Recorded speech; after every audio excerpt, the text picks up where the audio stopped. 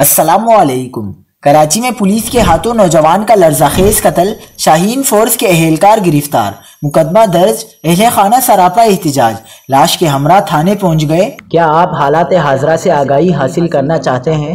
خبر کے پیچھے چھپے اصل حقائق جاننا چاہتے ہیں تو ابھی سبسکرائب کیجئے جلمل پاکستان کو اور ساتھ ہی گھنٹی کے نشان پر کلک کر دیں۔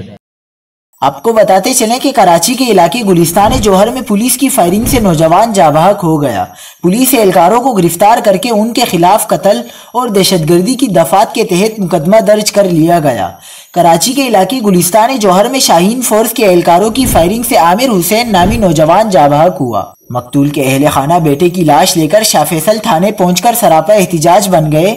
ڈی آئی جی ایسٹ مقدس حیدر کے مطابق گلستان جوہر فائرنگ میں ملوث تینوں اہلکاروں ناصر، شہریار اور فیصل کو گرفتار کر کے لوک اپ کر دیا گیا ہے۔ ایس ایس پی کا بتانا تھا کہ متوفی عامر اور اس کے ساتھ موجود شخص سے اسلحہ برآمد نہیں ہوا۔ دونوں افراد کے ہمراہ موٹر سائیکل پر بچی بھی موجود تھی۔ فائرنگ میں ملوث دونوں اہلکاروں کا موقف درست ثابت نہیں ہوا۔